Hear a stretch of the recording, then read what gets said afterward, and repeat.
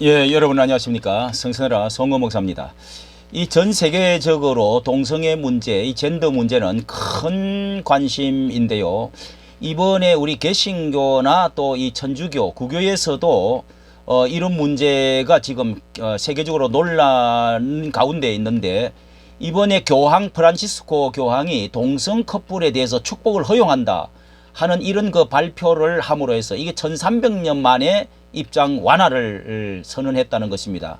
이게 이제 세계적으로 큰 이제 논란거리가 되어 있고, 우리 한국에도 이 개신교에서 한 목사를 완전히 출교시켜서 법적으로 지금 이렇게 지금 대법원까지 상소가 되어져 가고 있는, 자, 이런 가운데 있습니다. 이것이 어떤 지금 의미가 되고 어떻게 되어질지 한번 보도록 하겠습니다. 이 가톨릭의 공식 성인을 동성 커플의 축복을 허용한다, 이렇게 프란치스코, 이게 이제 그동안의 중세 시대 때에는 이게 굉장한 이 천주교 교황권이 강화되어져서 이 성경적으로 화형까지를 이렇게 계속해 왔다가 이제 1976년, 뭐 오래되질 않았죠. 혼의 관계에 대해서 성문 지침에 동성애 용납은 교회에서 가르침과 도덕이 어긋난다, 이렇게 이제 완화를 하기 시작해서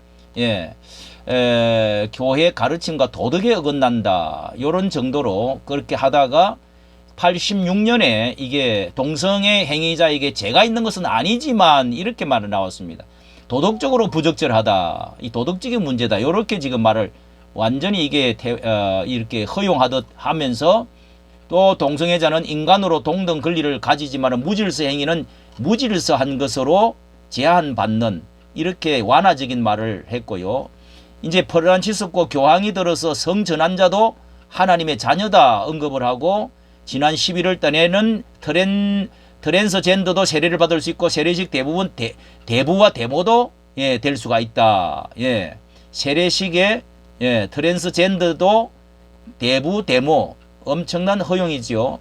거기다가 이번에 이렇게 사제가 상황 따라서 동성 커플에 대해서 제한적 범위 안에서 축복식이 가능하다, 이렇게 이렇게 말을 했는데요.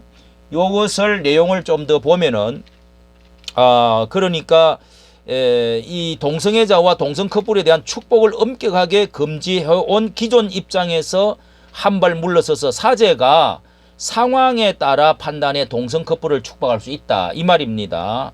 한편으로 동성 결혼과 관련한 축복은 어떤 형태건 계속 금지한다. 이게 동성 커플의 결혼식에서 축복을 하거나 동성 커플이 동거하는 집에 축복을 하는 등의 행위는 이런 상황윤리에 따라서, 이걸 이제 상황윤리라 이런 말들도 신학에서 쓰는데요.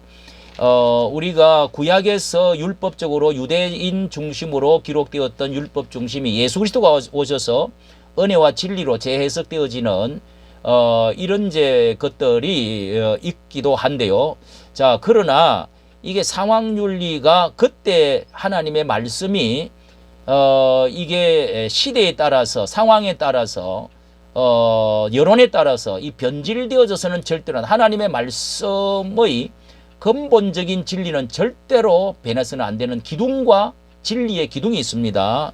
그런데 여기서는 이제 개인적인 것은, 개인적인 축복은 되지만은 공적인 이제 미사나 교회의 공적 예식에서는 안 된다 되고요. 집안에서는 이렇게 되지만은 개인적인 또 사목하면서 목회자의 상황 따라서 개인적으로는 되지만은 교회 안에서는 안 된다, 이런 이제 이야기가 모순이 상당히 있고, 또 이게 너무도 이제 시대의 변천 따라서 하나님의 말씀도 변질되어지는 이런 이제 부분도 상당히 있어 보입니다.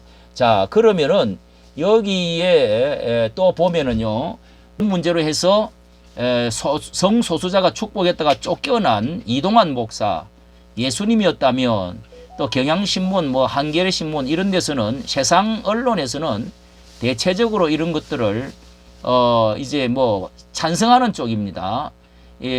성소자 축복, 이동환 목사 출교에 신학생들을 꿈을 짓밟았다. 또 뭐 쫓아낸 감리교는 동성애 이슈 차라리 어쩌고 저쩌고, 예, 그 다음에 이동환 목사 출교에 대해서 대안적 선교 소명을 꺾었다. 그 학교 학생들은 또 이렇게 저항하면서 데모도 했네요. 이동환 목사 예수님이었다면 어떻게 했을까? 징계받은 이거 자 이런 이제 축복 기도가 무슨 죄인가? 경향신문 진보 이런 데서는 이렇게 지금 이동환 목사에 대해서 지금 말을 하고 있는데, 자 그러면은 자 여기에 이번에 감리교 측과 이 개신교의 대부분은 여기 사설과 같이 성소수자 축복한 목사가 어떠한 길을 선택했는지, 지금 어떤 상황에 있는지, 이게 아주 대표적인 하나의 케이스가 되었습니다. 얼마 전에는 작년인가요? 여기에 보라라는 여자 목사가 거기 이제 축복하고 참여하고 찬성하고 하다가 너무도 여러 가지 이제 고민을 하다가 결국은 이런 갈등을 겪다가 이렇게 이제 극단적인 선택까지 했습니다. 자, 여기 이동환 목사라는 42세입니다. 이분이 지금 감리교로부터 징계를 받고 서울중앙지법에서 지금 진행 중인데요. 이 프란치스코 교황이 이런 축복을 사제들의 축복을 허용한 것에 대해서 아주 민감한 상황이 비슷해가지고 그렇게 해서 개신교단의 변화를 압박하는 이런 이제 모양새가 되었는데요. 이 내용을 보니까 2020년 인천 키어 문화축제 여기서 했죠.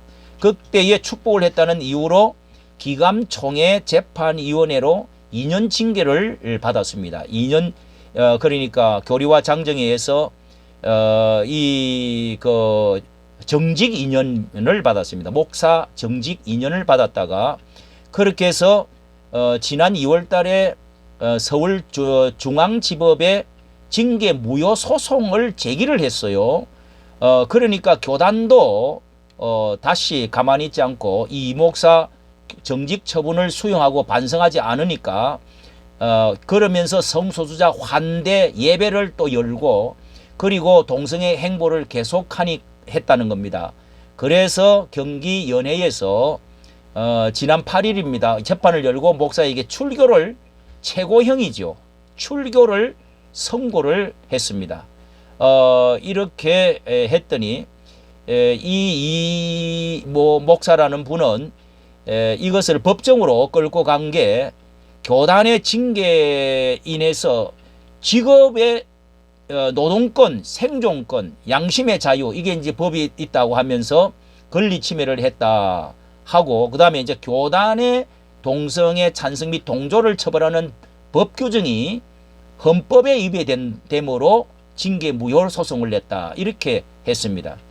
이게 이 교단 안에 동성애 찬성 및 동조 이 처벌하는 법 규정이 지금 아직 결의가 되지를 않았죠. 예, 통과가 되지를 않았습니다. 소위원회에서 하고도요. 그런데도 위배된다 해가지고 이제 무효 소송을 냈는데 이 기감 측에서는요, 교단의 법에 규정된 동성애 찬성 및 동조의 이 장정이 교단 법이 있기 때문에 절차상 아무런 하자가 없고 재판부가 이 소송을 기각을 할 것이다. 기각을 해야 된다. 그래서 지금 심리 중에 있는데요. 재판부는 심리에 앞서서 이 목사와 교단 측에 각각 의견서를 제출하시오. 이렇게 해서 그거를 3월 20일 날 돌아오는 3월 20일 날 양측을 불러 직접 의견을 들을 예정이다. 자, 이렇게 지금 말하고 있습니다. 이게 이제 교단의 징계가 사법심사의 대상이 될 수가 있는지, 자, 이런 것이 지금 너무도 우리 한국에 많은 소송들이 목사 문제, 교단 내 어떤 교리 문제, 또 이렇게 이제 교회의 재산 문제, 여러 가지 많은 이제 이런 것들이 이번에 한교총까지도 한기총의 문제도 이렇게 법적 대리인이 불신자가 오가 변호사가 오가 대리인이 오가지고 2년을 다스린 적이 다 있습니다. 참으로 이런 것이 부끄러운 일이죠. 부끄러운 일인데 이게 이제 교단의 징계 사법심사 대상이 될 수 있느냐? 예.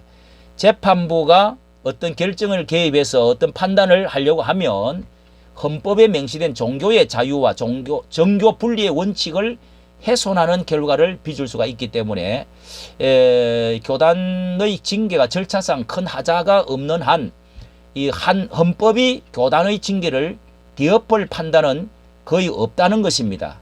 왜냐하면 대부분의 종교 관련 판례에도 거의 다 교단의 결정이 개인적인 구체적인 권리, 지위를 미치는 경우 외에는 이 심사를 하지만은 교단 결정이 종교상의 교의나 그러니까 교리, 신앙의 해석과 깊이 관련되어 있다면은 심사 대상이 안 된다는 조건이 이게 이제 정교 분리이고 그 다음에 이거는 종교적인 문제니 당신들이 알아서 하시오. 뭐 이게 이제 맞는 것이죠. 예, 종교의 각자의 헌법을 존중한다는 것이죠. 이런 이 목사는 이제 이수하려는 척에서 이 축복식을 최근에 이제 프란치스코 교황이 이제 발표한 것을 가지고 이슈화하려고 하는 그런 이제 그 한국 교회도 동성애를 포용한다는 여론몰이를 하려고 하는 것이지요. 자, 우리가 성경에서 이 상황윤리나 이 상황에 따라서 여론 따라서 무슨 시대 따라서 이렇게 변해야 될 문제가 아닌 것입니다. 이것은 그러므로 이 교회가 내가 어릴 때 세례를 받을 때 하나님 앞에서 이렇게 선서를 하는 것과 같고 그 다음에 신학교를 들어가서 내가 목사가 될 때 신학교를 들어갈 때 그리고 목사가 될 때 선서를 다 해서 이 교단의 모든 교리에 충성하기를 복종하기를 원합니까? 이런 거 선서를 한다고요. 일어나놓고 이런 식으로 하면은 이거는 하나님의 얼굴에 한국 교계에 반항을 하는 것입니다. 이게 우리가 두세 사람이 마태복음 18장에 두세 사람이 내 이름으로 모인 곳에 나도 그들 중 함께 하겠다. 개인적으로 그리고 두세 사람이 점잖게 해서 교회에 말을 해라. 30절 해가지고 교회에 그렇게 말을 듣지 아니하면은 이 출교를 시키라고 성경에 예수님께서 직접 말씀을 한 게 있습니다. 예, 이런 근거하에서 교리를 만들고 장정을 교회법을 만들어서 하는데 이 불순종하는 이런 사람들이 많이 있다는 거. 예? 이런 거 도덕적으로나 역사적으로나 성경적으로 볼 때 이게 이게 말이도 되지도 않는 이런 것을 하면서 불순종한다는 것은 하나님이 심판을 하게 된다는 것을 알아야 됩니다. 예, 우리가 그 동성애 사람을 미워하는 것이 아니라 그 도덕적인 잘못되어진 그런 그런 것들을 하나님 회개하고 돌아올 수 있기를 바라고 치료되어지기를 바라고 사랑하는 것이지요. 예, 이까지 말씀을 드렸습니다. 정치 감사합니다.